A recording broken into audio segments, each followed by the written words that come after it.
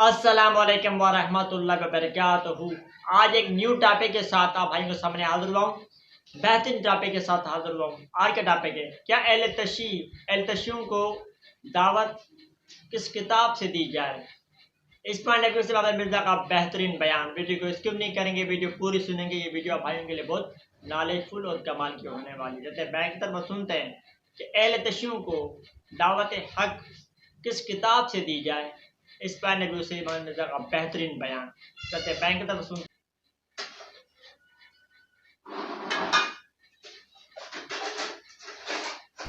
اہل تشیع کی حدیث کی کتب میں جو حدیث اور روایت ہیں ان کی کیا حقیقت ہے، کیا وہ قابل اعتماد ہیں؟ اگر وہ صحیح نہیں تو ہم اہل تشیع کو دعوت حق کیسے دیں؟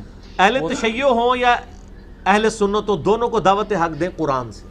پہلے قرآن کی توحید تو پاس کریں نا، اگلی گل تو بعد ہی ہوئے گی۔ باقی ظاہر ہے میجورٹی روایتیں تو ملتی جلتی ہیں اخلاقیات کے اوپر، معاملات کے اوپر۔ باقی اس طرح کا سوال تو شیعہ بھی کر سکتے ہیں کہ جی جو اہل سنت کی کتابیں ہمیں پڑھنی چاہیے کہ نہیں، تو تسی کیا کہو گے؟ ہاں جی پڑھنی چاہیے تھی ہمیں۔ تو جو آپ اپنے لیے پسند کرتے ہیں ان کے لیے پسند کریں۔ وہ ہمارے ایک بھائی ہیں، وہ بتانے لگے، یہ اوریجنل وہ واقعہ بتا رہے تھے۔ وہ کہہ رہے تھے کہ ایک کوئی شیعہ بھائی تھے، تو وہ دیوبندیوں کی مسجد میں چلے گئے نماز پڑھنے کے لیے۔ وہ مسجد بھی دیوبندی، خالی دیوبندی نہیں سن چھڑے، سپاہی صحابہ والے۔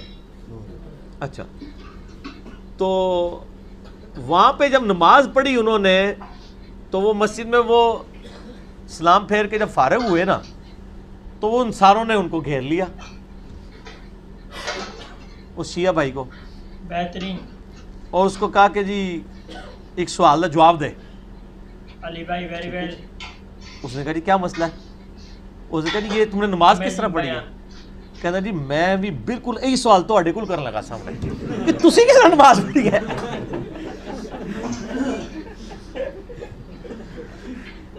جناب ٹھیک ہے نا، کیونکہ اس نے اسی طرح نماز پڑھتے دیکھا، اس نے کہا یار یہ کس طرح نماز پڑھ رہے ہیں، ہاتھ بن کے تھے بغیر رفع دین دے۔ شیعہ تو رفع دین کرتے ہیں، جس ایون اہل حدیث جس کو نہ پتا ہو کہ حنفی رفع دین نہیں کرتے، جب وہ حنفیوں کی مسجد میں جائے گا تو کہے گا یار یہ کس طرح نماز پڑھ رہے ہیں۔ اور جب ہم حنفی تھے کٹر بریلوی، عام اہل حدیثوں کہتے تھے کہ یہ کیا بار بار کر رہے ہیں، ایک غریب تو بدتمیز، پتہ بھی کچھ نہیں سی پھر بھی۔ اچھا، تو وہ شیعہ کہنے لگا میں بھی آپ سے یہی پوچھنے والا تھا کہ تسی کی نماز پڑھی ہے، نماز ایسا پڑھی جاتی ہے؟ انہوں نے کہا نہیں تو دس تو کس طرح نماز پڑھی ہے۔ تو ہمارے نزدیک تو سنی شیعہ دونوں کی نماز ایک ہی ہے، بیسک سٹرکچر، قیام کے بعد رکوع، رکوع کے بعد قوما، قومے کے بعد 2 سجدے، 2 سجدوں کے درمیان بیٹھنا، 2 رکعتوں کے بعد بیٹھنا، اور 4 رکعتوں کے بعد سلام پھیر دینا۔ اور سلام پھیرنے میں ضروری نہیں دائیں بائیں آپ نے کرنا ہے، سامنے سے بھی سلام والی روایتیں اہل سنت کے یہاں بھی پائی جاتی ہیں، سنن ابن ماجہ کے اندر ہے۔ باقی کچھ اس کو صحیح کہتے ہیں، کچھ ضعیف کہتے ہیں، باقی ہماری کتابوں میں موجود ہے۔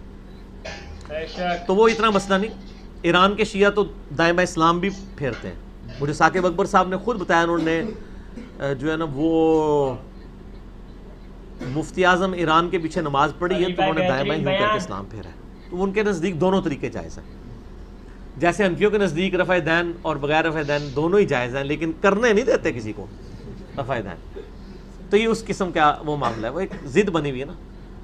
تو کتابیں پڑھنی چاہیے، لیکن سب سے پہلے اللہ کی کتاب جو غدیر خم پہ نبی علیہ السلام نے چھوڑی تھی۔ صحیح مسلم میں 2 حدیثیں، 4 حدیثیں، 6225 سے 6228 تک۔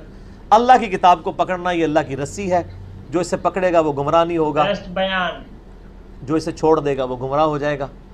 اور دوسری چیز میرے اہل بیت ہے، اللہ سے ڈراتا ہوں ان کے معاملے میں، یعنی ان کے ساتھ اس نے سلوک کرنا۔ ٹھیک ہو گیا، قرآن سے دعوت ہے۔